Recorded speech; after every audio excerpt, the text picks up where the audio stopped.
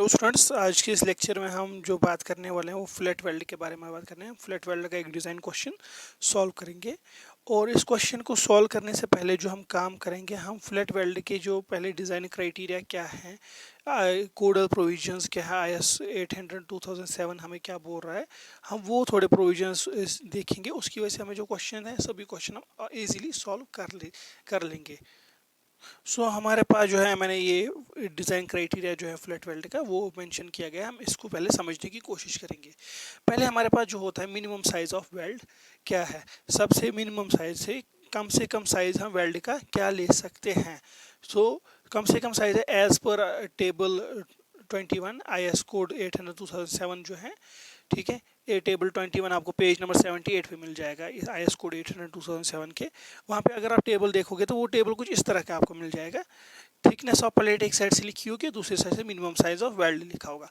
Thickness of plate कितनी है, जब 0 से 10 mm के बीच में जो थिकनेस ऑफ प्लेट होगी, जो हमारा प्लेट होगा जिसको हमें वेल्डिंग करनी है, जिनका हमें जॉइंट बनाना है, अगर उसकी थिकनेस 0 से 10 mm की बीच पड़ रही है तो minimum size of weld 3 mm लेंगे।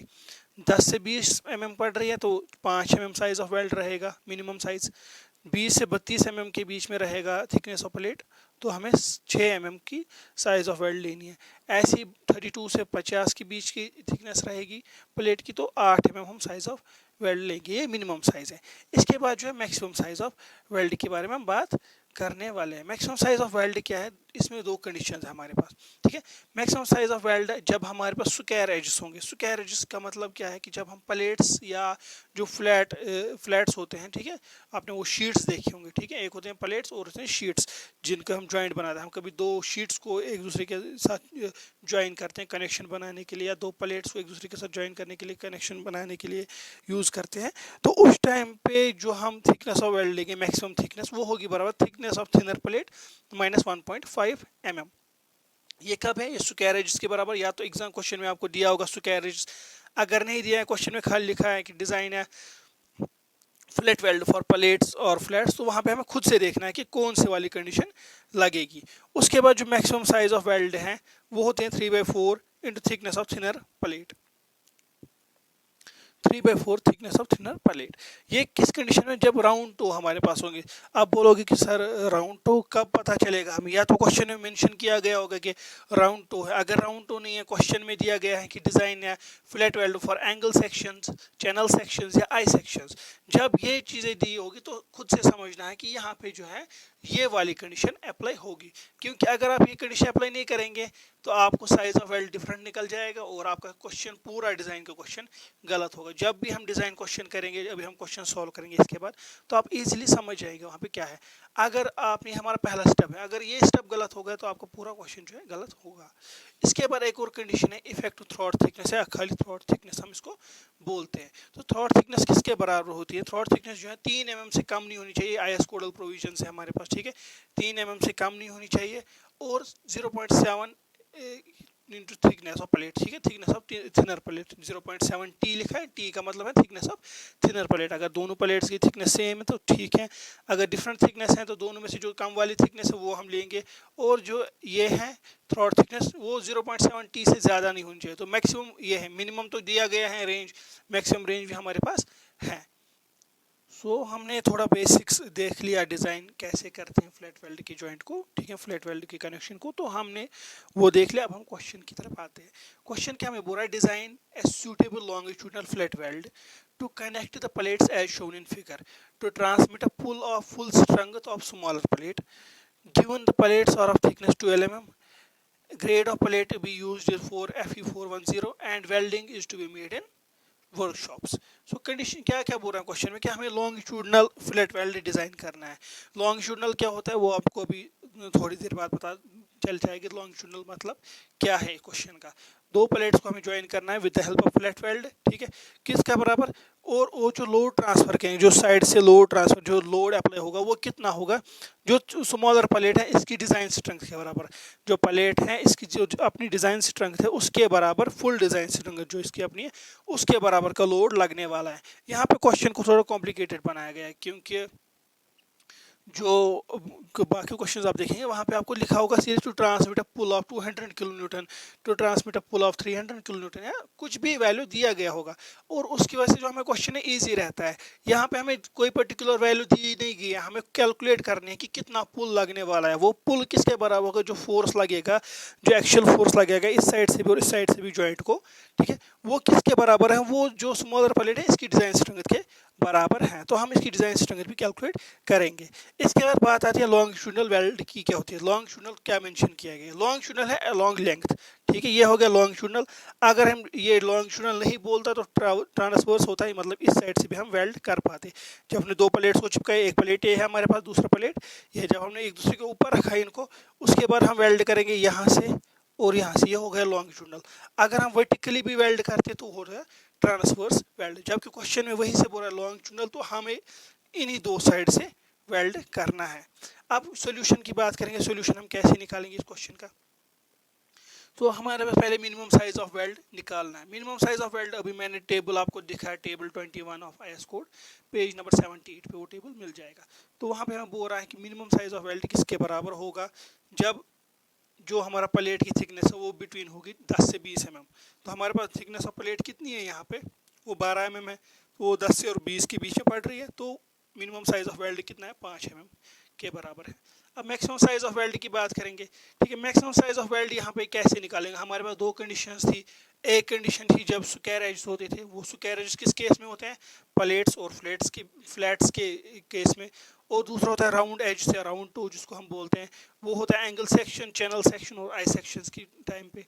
यहाँ पे हम क्वेश्चन में दिया गया है कि प्लेट्स को कनेक्ट करना है, क्योंकि क्वेश्चन में मेंशन किया गया है टू कनेक्ट प्लेट्स। तो प्लेट्स की कंडीशन में स्क्वायर एज वाली कंडीशन लग जाएगी।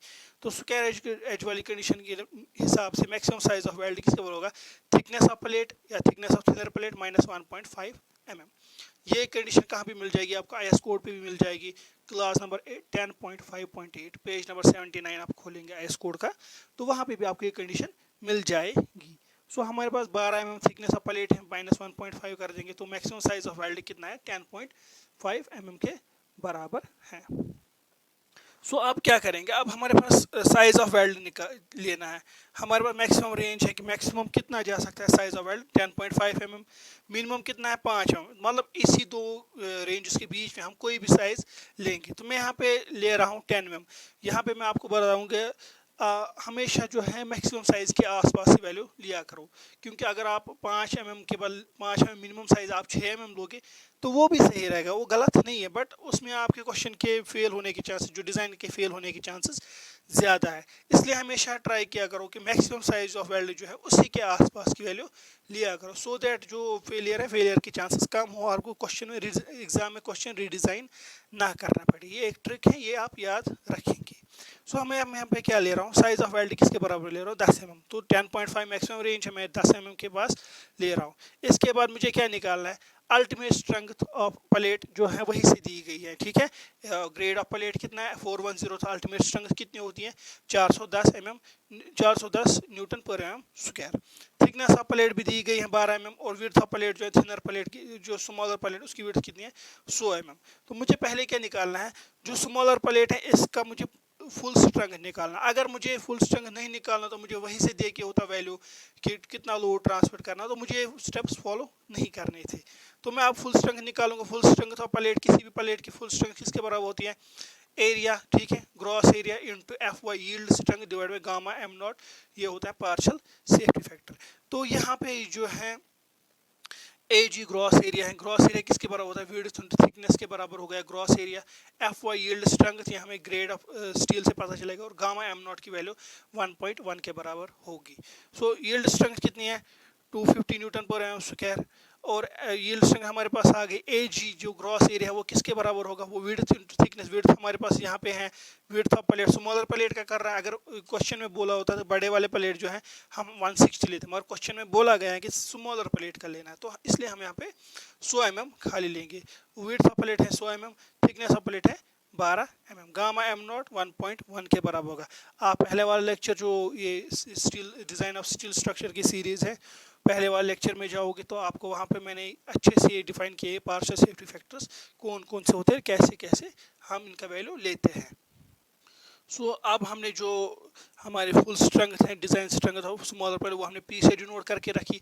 ये विड्थ ऑफ प्लेट हो गई 100 mm, 12 mm हो गई थिकनेस ऑफ प्लेट, 250 250 हो गया f y yield strength, gamma m naught 1.1।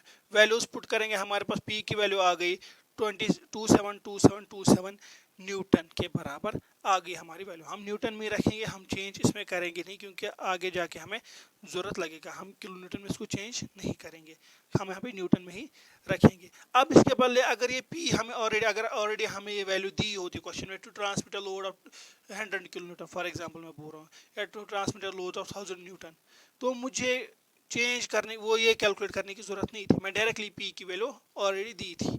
Question को लंबा बनाने के लिए ये चीज़ किया गया था, और इस चीज़ से हमें थोड़ा सा सीखने को मिला कि ग्रॉस जो फुल स्ट्रेंथ है प्लेट की कैसे निकाली जाती है। अब हम करेंगे वेल्ड को डिज़ाइन। वेल्ड को डिज़ाइन करने के लिए मुझे क्या निकालना है, लेंथ ऑफ वेल्ड। मैं एज्यूम करूँगा let length of weld is equal to L W. L W से भी डिनोट कर दूंगा length of weld. Throat thickness, अभी हमने क्राइटेरिया पढ़ा, इफेक्टिव थ्रॉट थिकनेस किसके बराबर होगी। Minimum value of effective throat thickness is 3 mm, और मैक्सिमम वैल्यू कितना है उसका 0.7 टी। 0.7 टी होती है, सॉरी 0.7 एस होता है साइज ऑफ वेल्ड, ठीक है, 0.7 एस के बराबर होता है। तो यहाँ पे 0.7 एस है साइज ऑफ वेल्ड। तो साइज ऑफ वेल्ड मैंने कितना ले लिया 10 mm, 0.7 इंटू 10 वो हो गया 7 mm के बराबर, मुझे थ्रॉट थिकनेस आ गई। अब हम डिज़ाइन स्ट्रेंथ ऑफ प्लेट किसके बराबर होती है, डिज़ाइन स्ट्रेंथ ऑफ वेल्ड जो है, ठीक है, प्लेट की डिज़ाइन स्ट्रेंथ तो हमने इससे पहले निकाली। अब डिज़ाइन स्ट्रेंथ ऑफ वेल्ड की बात करेंगे। डिज़ाइन स्ट्रेंथ ऑफ वेल्ड जो बराबर होती हैं वो होती हैं बराबर, हमें आई एस कोड पे फॉर्मूला देखिए पेज नंबर 79 पे, f u divide gamma m डब्ल्यू under root of 3 into l डब्ल्यू length of weld, throat thickness t t हो गया थ्रॉट थिकनेस, ठीक है। डिज़ाइन स्ट्रेंथ मतलब जो वेल्ड लोड जितना लेगा उतना ही पुल लग रहा है, ठीक है, तो इसलिए हमने उसी के बराबर यहाँ पे ले लिया, ठीक है। तो डिज़ाइन स्ट्रेंथ ऑफ वेल्ड हमने ऑलरेडी निकाला कितना है, ठीक है, पुल कितना लग रहा है। अगर यहाँ पे बात समझो, यहाँ पे क्या होता है, अगर यहाँ पे हमें क्वेश्चन में वही दिए के होता है, क्या दिए के होता है क्वेश्चन में, वही से दिया होगा कि इतना लोड लग रहा है, ठीक है, ये इतने किलो न्यूटन का लोड लग रहा है, तो हम यहाँ पे पी के बदले वही वैल्यू डालते हैं, ठीक है। हमें नहीं दे के हैं तो हमने पी की वैल्यू अभी कैलकुलेट कर दी, कितनी है 272727 is equal to f u ultimate strength हमने अभी पहले गिवन में लिखा है, अल्टीमेट स्ट्रेंथ 410, गामा एम डब्ल्यू क्योंकि शॉप वेल्ड है तो 1.25 लेंगे, अगर साइड वेल्ड होता तो 1.5 के बराबर ये वैल्यू लेती, अंडर रूट ऑफ 3 कर देंगे, प्लस एल डब्ल्यू तो हमें कैलकुलेट करना है, और थ्रॉट थिकनेस हमने ऊपर निकाली अभी 7 में, तो वैल्यू पुट करेंगे। यहाँ से हमें लेंथ ऑफ वेल्ड निकल गई, कितनी लेंथ ऑफ वेल्ड निकल गई 205 mm के बराबर, ठीक है। लेंथ ऑफ वेल्ड कितने 205 mm के बराबर है हमें। सो अब हमें जो है लॉन्गिट्यूडनली दो लेंथ्स के अलॉन्ग जो है वेल्ड प्रोवाइड करना है, तो मैं क्या करूँगा, मैं 205 mm से थोड़ा ज़्यादा चलूँगा, ठीक है। अब 205.7 तो बराबर नहीं साइड पे मतलब कर सकते काम इतना, या इतना एक्यूरेसी तो वेल्डिंग में नहीं होगा कि 205.7 mm तक जाए एक्यूरेसी। तो हम क्या करेंगे, हम थोड़ा हायर एंड से चलेंगे ताकि फेलियर ना हो, अगर कम करेंगे तो फेल होने के चांसेस हैं, ठीक है, इसलिए हम ज़्यादा वैल्यू लेंगे। तो ज़्यादा वैल्यू के लेंगे, हम प्रोवाइड करेंगे, provide effective length of weld is 105 mm on each side of plate, ठीक है, हर साइड से 105 mm प्रोवाइड करेंगे, एक साइड से 105 दूसरी साइड से 105, तो हो गए 210। तो 210 कितना है, 205 से ज़्यादा है, तो हमारा जो डिज़ाइन है वो सेफ रहेगा। मतलब हम क्या करेंगे, जो यहाँ पे वेल्ड प्रोवाइड करेंगे वो हम प्रोवाइड करेंगे यहाँ से लेकर यहाँ तक 105, और यहाँ से लेकर यहाँ से 105 mm के बराबर, तो 210 हमारी टोटल लेंथ ऑफ वेल्ड रहेगी, और हमारा डिज़ाइन जो है सेफ रहेगा। होप आपको इस वीडियो सारा समझ आया होगा। थोड़ा क्वेश्चन जो है डिफरेंट क्वेश्चन था, जैसा आपको देखने को मिलेगा उससे थोड़ा क्वेश्चन डिफरेंट था, मगर इसमें आपको थोड़ा सीखने को भी अच्छे से मिला होगा, ठीक है। सो आपको ये क्वेश्चन समझ आया होगा। अगर कोई भी डाउट हो आप मुझे कमेंट सेक्शन में बता सकते हैं। आप इस वीडियो को लाइक और शेयर ज़रूर अपने फ्रेंड्स के साथ करें। Thank you.